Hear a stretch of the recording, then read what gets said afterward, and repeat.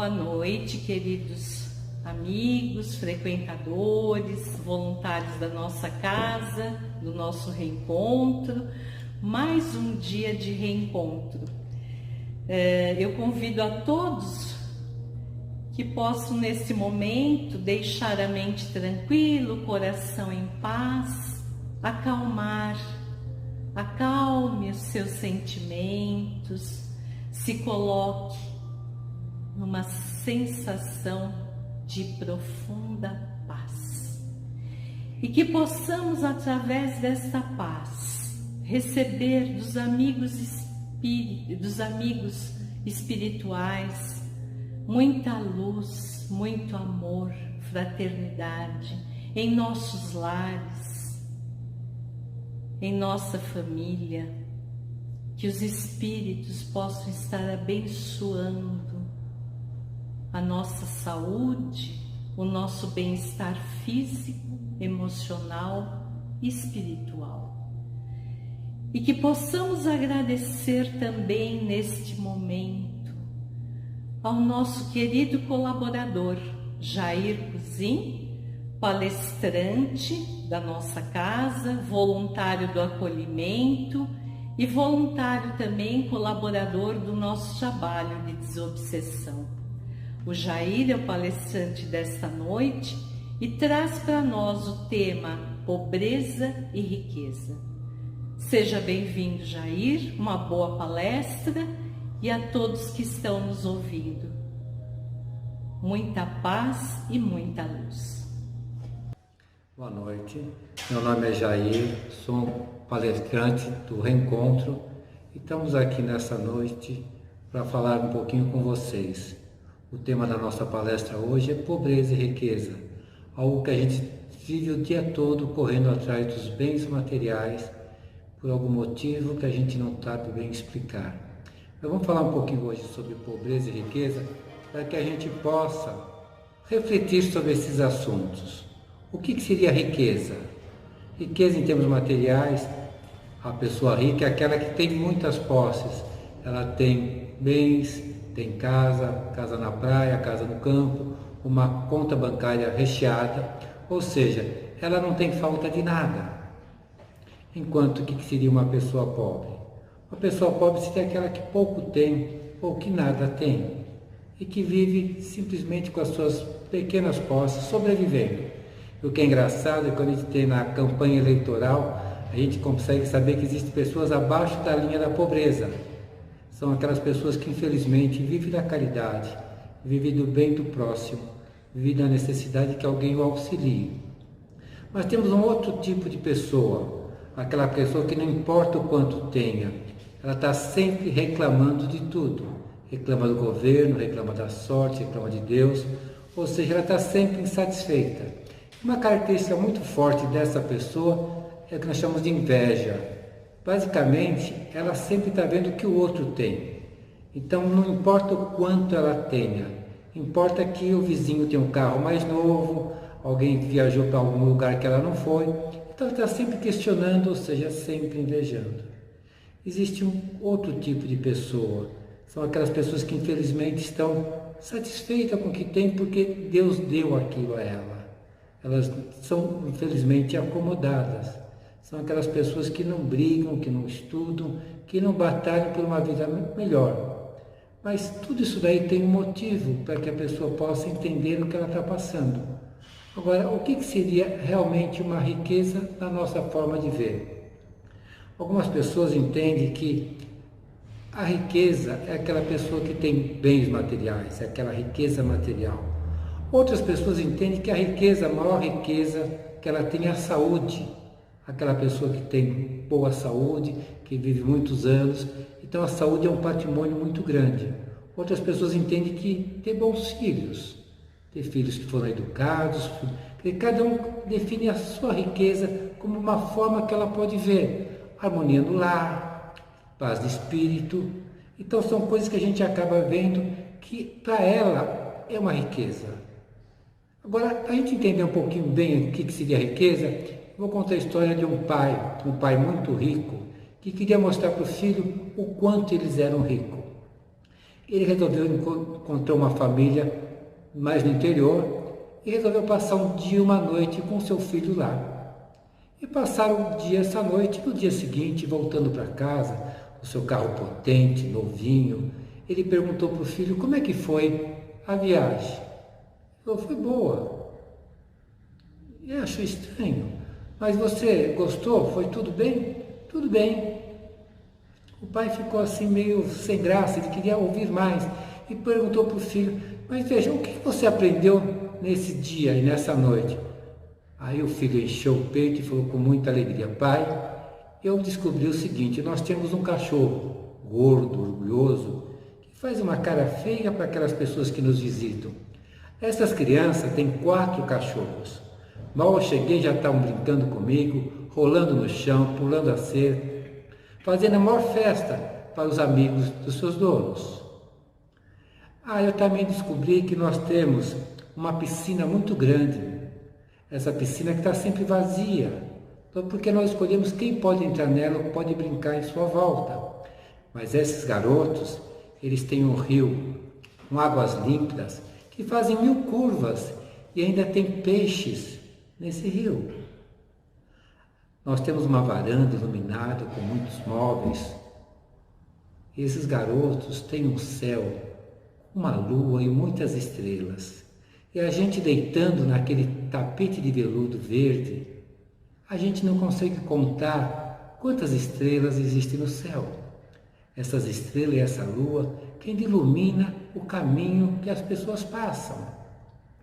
E também descobri que a nossa casa vai até um muro, cercado, um muro alto, com cercas. E esses garotos, a casa deles vai até uma floresta, onde você entrando, você consegue ver um esquilo, ver pássaros, macaquinho, e você ainda acaba sendo assustado pelos viadinhos que passeiam por lá. E queria te falar mais uma coisa, pai. Eu queria agradecer por você me mostrar o quanto pobre nós somos.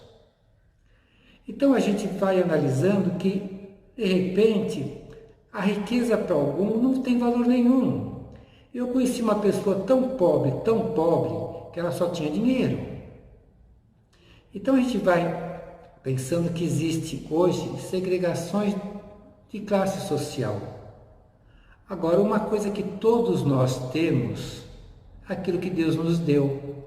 Nos deu o sol diariamente, o ar que respiramos, as trilhas que podemos fazer respirando ar puro, os rios que correm, uma fauna e uma flora maravilhosa. Quão maravilhosos e ricos nós somos pela bondade do Pai, o Pai que nos deu tudo.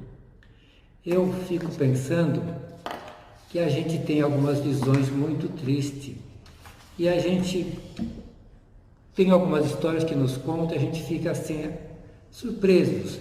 Jerônimo Mendonça Ribeiro, um palestrante espírita que morreu em novembro de 1989, ele passou os últimos 25 anos numa cama, passou os últimos 19 anos sem enxergar. Ele nunca parou em casa, ele tinha uma cama própria e ele era chamado de o gigante deitado. Era um espírita trabalhador e que psicografou livros, não escrevendo que ele não tinha essa possibilidade, que ele era tetraplégico, mas ditando e seus amigos escrevendo. E tem um fato curioso, um senhor que eu conhecia muito bem, tinha um amigo que vivia muito bem, ele tinha a sua fazenda, ele tinha suas posses, sua família bem constituída, mas ele fez um negócio mal feito, em que ele vendeu a fazenda e pegou alguns papéis que realmente não vingaram. Não seria um cheque sem fundo, eu não sei explicar qual era o título, mas isso não era importante. Mas ele se viu desesperado porque ele havia perdido tudo. E ele foi na farmácia comprar remédios para se suicidar. Esse amigo de Jerônimo, que também é amigo desse rapaz, falou, não, o que você vai fazer? Você está indo na farmácia comprar esse remédio? Falou, não, eu vou tirar minha vida. Mas por que você vai tirar a sua vida? Porque eu perdi tudo. Ele falou, não, não perdeu, não, a vida é minha, eu faço o que eu quero. Ele falou, tudo bem, vamos combinar uma coisa, você vai até Ituiutaba, procurar o Jerônimo, eu te dou dinheiro para você pegar o ônibus, você vai lá conversar com ele. Depois, se você quiser se suicidar, eu não posso fazer nada, mas conversa com ele. Esse senhor foi até a cidade de Ituiutaba conversar com Jerônimo Mendonça. Chegando lá, encontrou a casa dessa pessoa muito alegre, as pessoas conversando, falou assim, o que eu estou fazendo aqui? Será que eu estou no lugar certo? Mas já estou aqui, vamos conversar. Daí ele entrou, Jerônimo deitado na cama, pediu que as pessoas se retirassem para conversar com aquele senhor. Ele contou toda a sua história, que ele tinha uma posição social boa, tinha um patrimônio bom, a família equilibrada e que havia perdido tudo, e que não tinha mais sentido na vida, ele continuava vivo. Jerônimo fez uma proposta para ele, vamos fazer o seguinte, eu acho que eu consigo, se você der um olho que você tem, em troca de tudo aquilo que você perdeu, você dá o olho e recupera tudo. Não, você está de brincadeira, vou dar o meu olho. Realmente o olho é uma coisa muito dura para você dar. Vamos fazer uma outra troca. Você dá um braço. Você tem dois, dá um braço. Não, você está de brincadeira. Dá um braço pelo dinheiro? Realmente você tem razão. Um olho por toda a fortuna, um braço por toda a fortuna. Você tem 2 olhos e 2 braços.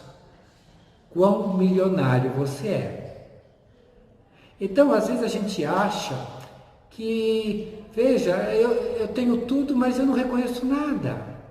Algumas pessoas falam, mas você fala porque você tem 2 braços, 2 pernas. Mas Jerônimo era uma pessoa que ficava deitada. E ele ria da fase que ele tinha. Ele mesmo fazia as piadas daquilo que ele tinha. Ele foi assistir um show no Canecão do Roberto Carlos. E depois do evento ele foi até o camarote do Roberto Carlos.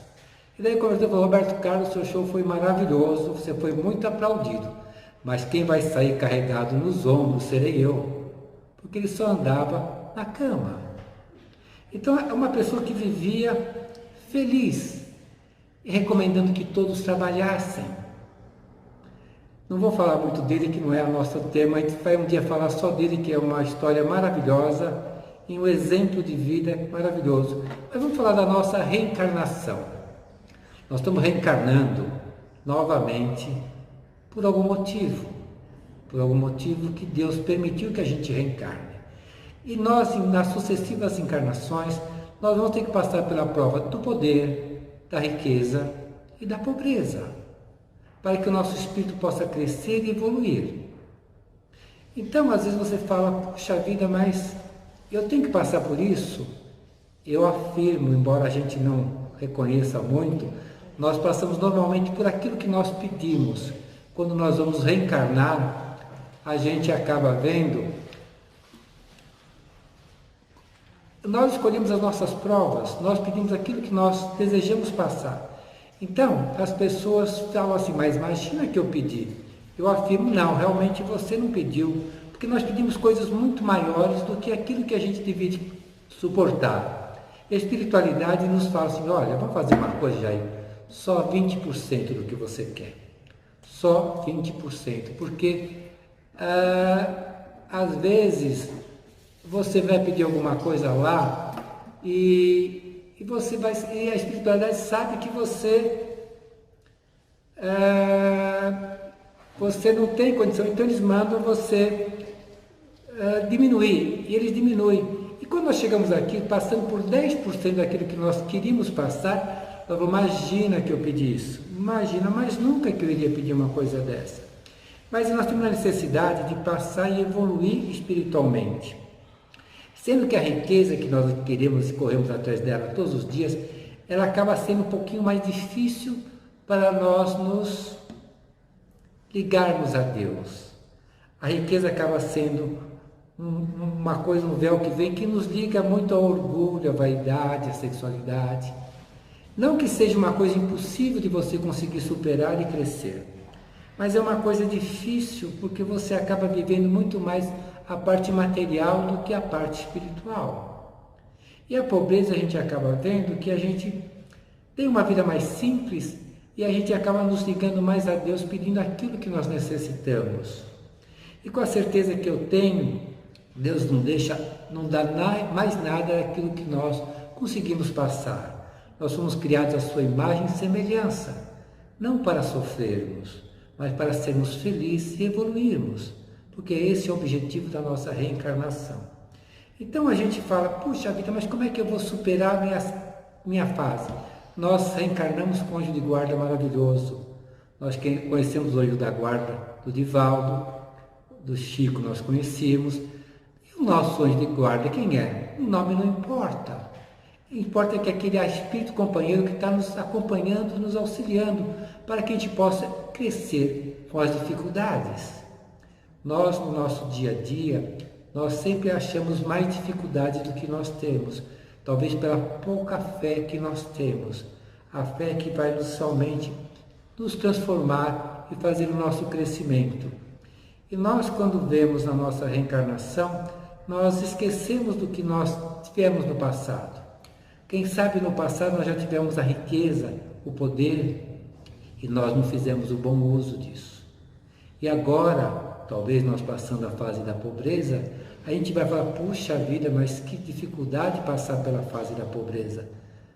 Mas quem sabe amanhã você vai passar pela fase da riqueza, sabendo aquilo que passa um necessitado, e que você vem para fazer a sua caridade, fazer a sua melhoria espiritual. Algumas pessoas falam, mas por que existe uma justiça de Deus? Algumas pessoas tão abastadas e outras tão sem condições. As pessoas falam, mas a pessoa nasceu na favela. A favela não é uma obra de Deus, a favela é uma obra do homem. A pessoa que nasce na favela não é karma, porque se fosse karma, talvez todos nós tivéssemos que nascer na favela. Richard Simonetti, em suas palestras, nos conta a história de uma senhora. Ela fazia pamonhas. Pamonhas, ela saía toda manhã gritando pamonhas, pamonhas fresquinhas. Pamonhas fresquinhas. E ela tinha uma boa freguesia. Ela conseguia vender suas pamonhas. E mais tarde se descobriu que essa senhora, ela ficou viúva com 4 filhos. E ela não tinha o que fazer. E ela se ligou a Deus, pediu a Deus que a iluminasse, que lhe desse um caminho. E ela foi intuída a fazer pamonhas. Ela fazia pamonhas deliciosas. E ela acabou com essas suas pamonhas, criando 4 filhos, 2 se formaram na faculdade. Ela, com seu sacrifício, comprou uma casinha na periferia, um terreno, fez a sua casinha e conseguiu tocar a sua vida. Nós muitas vezes queremos que as coisas sejam dadas de mão beijada. Nós temos a oportunidade de fazer o nosso crescimento, da nossa melhoria. As coisas que nós achamos difíceis são aquelas coisas que nos dão força para o nosso crescimento. Hoje nós descobrimos que talvez o dinheiro seja tão pouco importante. No mundo atual, no século XXI, no ano de 2021, 2020, nós vamos chegar em 2021 já, nós percebemos que pessoas milionárias estão sendo atingidas por um vírus invisível, que ninguém vê. Hoje o dinheiro não é tão importante. Talvez o importante mais seja o nosso bem viver, o nosso viver pensando não só nas coisas materiais. Todos nós, obrigados ou não, pagamos o nosso INSS, nosso cartãozinho da Previdência. Quem não é registrado paga até o carnê, porque nós pensamos na nossa aposentadoria material. Quando nós tivermos uma idade X, iremos ter um auxílio, um benefício do governo para que a gente possa descansar. Mas poucas pessoas pensam na aposentadoria espiritual. Aquela que um dia todos chegaremos. E o que nós estamos depositando, sem preocupado com isso, mas você tem que ter um depósito automático, para quando chegarmos à espiritualidade, termos a nossa poupança feita. Nós somos muito imediatistas, nós pensamos no hoje, no agora. Não pensamos na nossa vida eterna, não pensamos no tempo que a gente vai ainda viver. Nós hoje, no nosso dia a dia, nós ficamos preocupados com o nosso imediatismo. Eu tenho dois amigos. Um amigo, ele adora passar as férias nos lugares quentes, no Nordeste brasileiro, nas praias. E outro amigo gosta mais do Sul, Polo Norte, gosta do gelo e ficar lá com o urso polar. Então, o que eles fazem os dois? Quando começa o ano, eles se programam para viajar. Aquele que vai para o Nordeste, ele pega o seu maiô, sua bermuda, sua camiseta. Ele vai se preparando para ter aquilo que ele vai necessitar para passar suas férias no Nordeste. Enquanto aquele que está indo para o Sul, para o Polo Sul, lá para as geleiras, ele quer realmente roupas mais quentes, para que ele possa superar ao frio e para aproveitar as suas férias. Então, o que eu penso?